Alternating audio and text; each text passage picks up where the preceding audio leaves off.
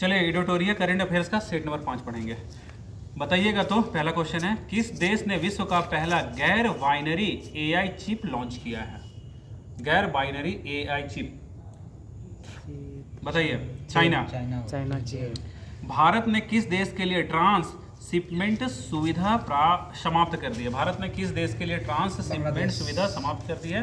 तो बांग्लादेश के लिए ट्रांसशिपमेंट सुविधा बांग्लादेश को समाप्त कर दी है। चोलिस्तान रेगिस्तान के बारे में बताइए। चोलिस्तान रेगिस्तान कहाँ पे बताइए तो? चोलिस्तान रेगिस्तान के बारे में कुछ कथन, उस पर विचार करना। देखिए कथन 1 क्या है।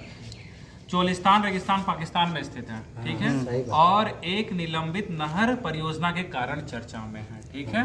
तो पहला सही है। रेगिस्तान को ऐतिहासिक रूप से हरका नदी, कौन सा नदी? हरका नदी द्वारा हकरा नदी द्वारा सिंचित किया जाता है, जिसे 600 ईसा पूर्व के आसपास में अपना मार्ग बदल लिया था। पहले वो जो नदी थी ना, हकरा नदी, उधर से गुजरती होगी, तो 600 ईसा पूर्व में वो अपना रास्ता बदल ली, जिसके कारण वहाँ रेगिस्तान हो गया। तो उस नदी को, हकरा नदी को, फिर वापस उसे नहर निकाल करके चोलिस्तान रेगिस्तान को सिंचित कर रहा है, ठीक है। ये समझ में आ गया दोनों क्वेश्चन। मोदी जी जो है भारत के पहले गहरे पानी के कंटेनर शिपमेंट पोर्ट का उद्घाटन कहाँ किए हैं? गुजरात, केरल, गोवा में। भारत के पहले गहरे पानी के कंटेनर ट्रांसशिपमेंट पोर्ट का उद्घाटन कहाँ हुआ है? गोवा में हुआ है। किस शहर में भारत का पहला एडू सिटी बनाया जाएगा, जो वैश्विक विश्वविद्यालयों के अपतटीय परिसरों की मेजबानी करेगा? तो नवी मुंबई में। क्या कह रहा है क्वेश्चन है कि किस शहर में भारत का पहला एड्रू सिटी बनाया जाएगा, जो वैश्विक विद्यालयों में अपतटीय परिसरों की मेजबानी करेगा, ठीक है। तो कहाँ करेगा? नवी मुंबई। FAO आनुवांशिक संसाधन रिपोर्ट 2025 के बारे में पूछ रहा है, बताना उसमें। तो इसका कथन है, पहला कथन गलत है, तो उसको मत छोड़िए। भारत की 85% स्थानीय फसलें विलुप्त होने के खतरे पे हैं, ये सही है, ठीक है। FAO बताया है। किस देश में आए भूकंप के कारण बचाव एवं राहत सामग्री पहुंचाने के लिए ऑपरेशन ब्रह्मा चलाया? Operation Brahma Myanmar. और ईरान से निकालने के लिए कौन सा ऑपरेशन? ऑपरेशन सिंधु। चलिए बताइए, समग्र शिक्षा अभियान 2024 का कथन के बारे में बताइएगा। तो समग्र शिक्षा अभियान 2024-25 के अंतर्गत 45,830 करोड़ रुपए का आवंटन किया गया। कितना? 45,830 करोड़ का। यह प्री स्कूल से लेकर के उच्चतम माध्यमिक स्तर तक स्कूली शिक्षा को शामिल करता है। ये दोनों सही है, तीसरा गलती है, इसलिए उसको नहीं पढ़ रहे हैं। 7वां राष्ट्रमंडल महासचिव का पद संभालने वाली पहली अफ्रीकी महिला कौन थी? शार्ली बोचबे।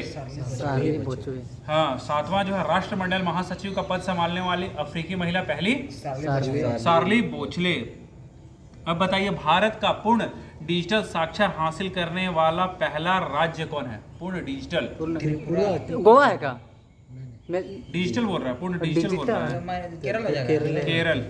केरल है, ठीक है। केरल जो है पूर्ण डिजिटल साक्षरता हासिल करने वाला हो गया, ठीक है। हाल ही में दुनिया का पहला इलेक्ट्रिक पावर्ड शिप 130 मीटर का विशालकाय जहाज, जो 2100 यात्रियों को ले जाने में सक्षम है, का अनावरण किया गया। तो कौन कंपनी बनाया? तो इसको इनकैट बनाया है। इनकैट बनाया है।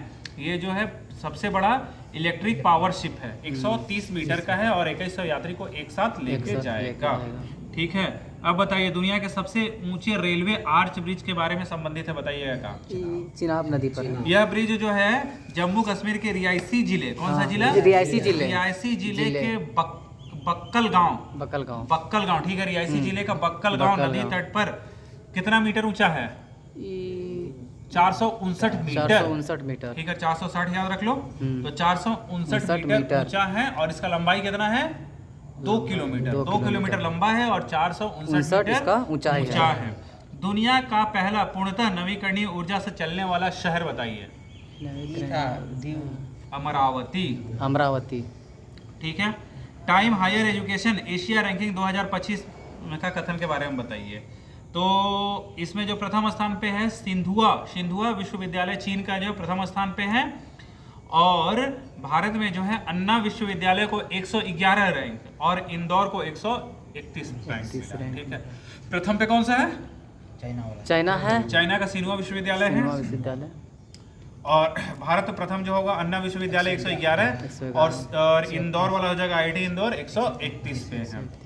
बताइए कौन सा त्योहार असमिया नववर्ष का त्योहार है? बताइए असम का नववर्ष का त्योहार कौन सा है?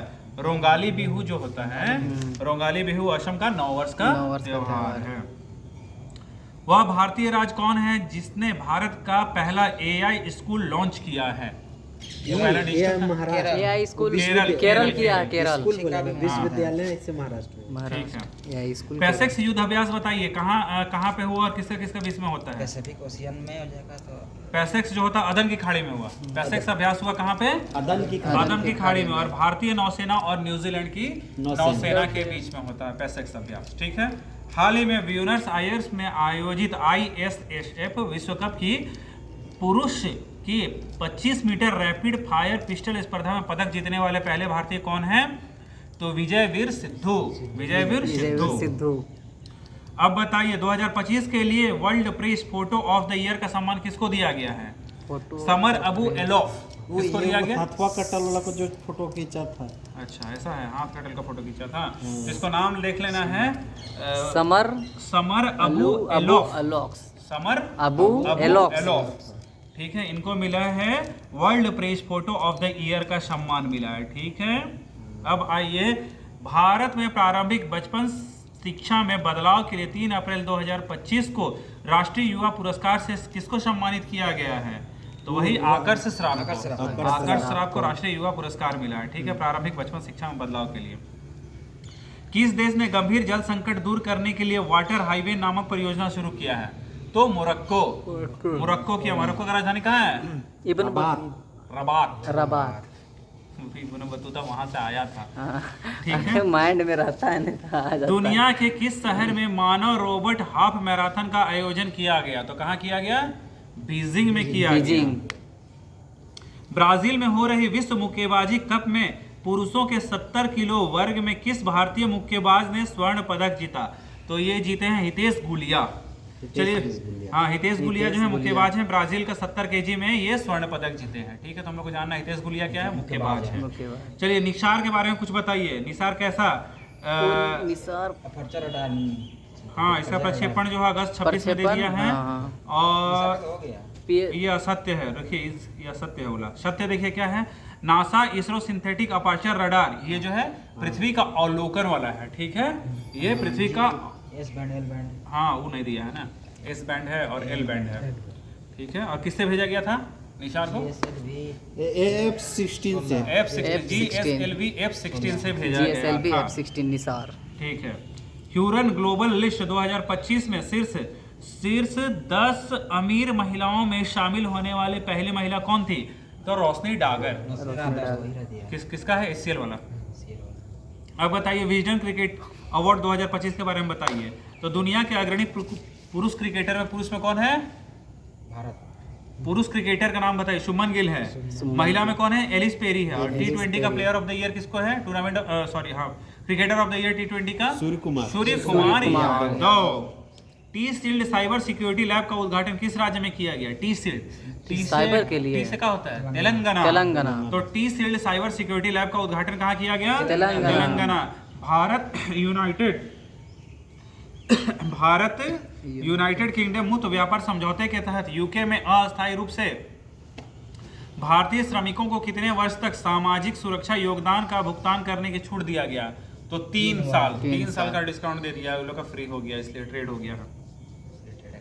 किस राज्य ने आधिकारिक तौर पर हीट वेव और सन स्ट्रोक की स्थिति को राज्य विशिष्ट आपदा घोषित किया है? सन स्ट्रोक कौन किया था? तो तमिलनाडु किया था।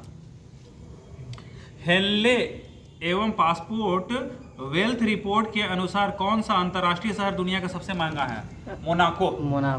मोनाको है, ठीक है। फ्रांसीसी सरकार द्वारा प्रतिष्ठित officer of the award of arts and letters से किसे सम्मानित किया गया? Officers of the order of arts and letters से सम्मानित किया गया पायल कपाड़िया को। IPL 2025 में ऑरेंज कैप किसको दिया गया था? ऑरेंज था साई सुदर्शन। हाँ साई सुदर्शन। भारत का कौन सा राज्य नशा तस्करों के लिए मृत्युदंड की सजा का प्रावधान करने वाला भारत का पहला राज्य बन गया? तो कौन? हिमाचल हिमाचल प्रदेश। ठीक है। किस राज्य सरकार द्वारा राज्य के पहले वैज्ञानिक कोयला खनन ब्लॉक सरिंघम ए का उद्घाटन किया गया? तो सरिंघम में ये जो है मेघालय का है। पहला वैज्ञानिक कोल खनन है। ठीक है, पहला वैज्ञानिक कोल खनन कहाँ पे है? मेघालय में। इसका नाम है शरिंगखम ए है। शरिंगखम ए है। वरिष्ठ नागरिक आयोग स्थापित करने वाला भारत का पहला राज्य? केरल। केरल बहुत कुछ करता है। अब बताइए, वैश्विक सैन्य व्यय रिपोर्ट में रुझान के बारे में कथनों पे विचार करना है।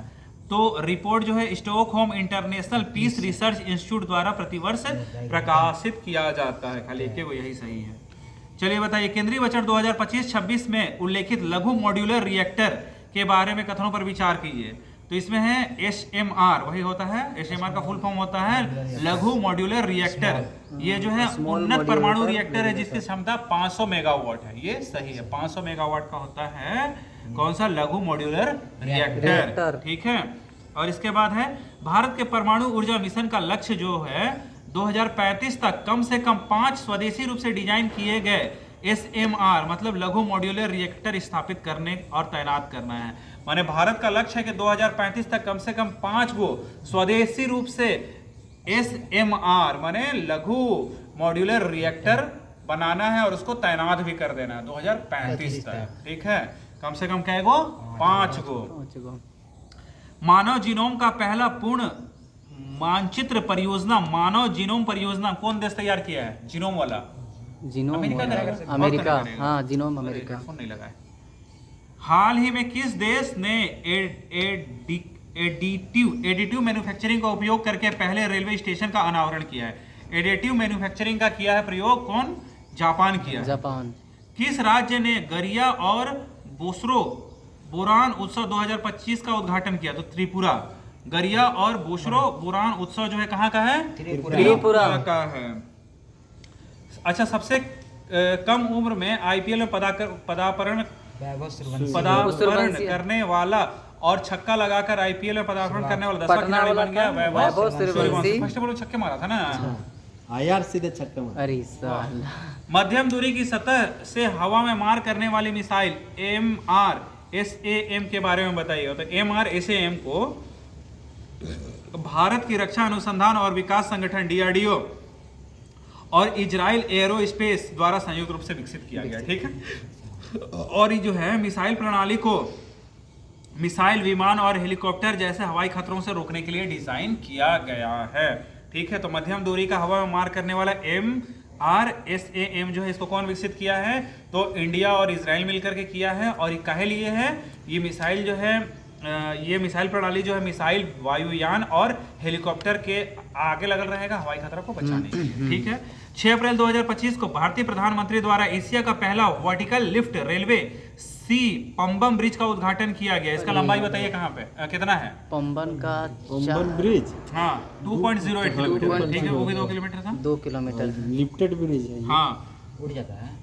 वाइब्रेंट विलेज कार्यक्रम कहाँ पे? पंबन ब्रिज तमिलनाडु। पहले नहीं पुलवा। हाँ, पंबन वहीं पे जगह है। वाइब्रेंट विलेज कार्यक्रम के बारे में विचार करिए। तो इसकी स्थापना 2022 में हुआ था और इस कार्यक्रम के लिए नोडल मंत्रालय जो है रक्षा मंत्रालय। ठीक है, वाइब्रेंट विलेज के लिए रक्षा मंत्रालय इसका। हाँ, वाइब्रेंट। भारत का सबसे बड़ा अंतर्राष्ट्रीय क्रूज टर्मिनल का उद्घाटन कहाँ हुआ है?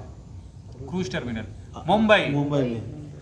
अब बताइए, मुख्यमंत्री विद्युत उपभोक्ता सहायता योजना के बारे में बताना है। तो मुख्यमंत्री विद्युत सहायता योजना ये जो है बिहार राज्य में शुरू किया गया है। ठीक है। और इसका 125 यूनिट फ्री दे रहा है। अच्छा, झारखंड में 200 यूनिट दे रहा है। 100। और इसका उद्देश्य राज्य में बिजली उपभोक्ताओं को वित्तीय सहायता प्रदान करना है। बैंक ऑफ महाराष्ट्र ने देश का पहला ट्रेन ATM किस में चालू किया था बताइए? कौन सा ट्रेन पे? महाराष्ट्र बड़ोदरा बैंक ऑफ महाराष्ट्र तो किया था एक्सप्रेस हाँ पंचवटी एक्सप्रेस पंचवटी एक्सप्रेस इसका था। नाम पंचवटी। ठीक है इसका स्टार्ट कर दिया है अभी। उसमें भी चालू किया है। कौन किस में? वो एक जहाज में भी स्टार्ट कर दिया है। एटीएम वाला। चलिए वंदना कटारिया संन्यास का घोषणा की है तो कौन सा गेम खेलती हैं? वंदना कटारिया हॉकी निकलती थी। हॉकी खेलती हॉकी है। चलो खेलती उसको बंद करो तो रिकॉल करते हैं।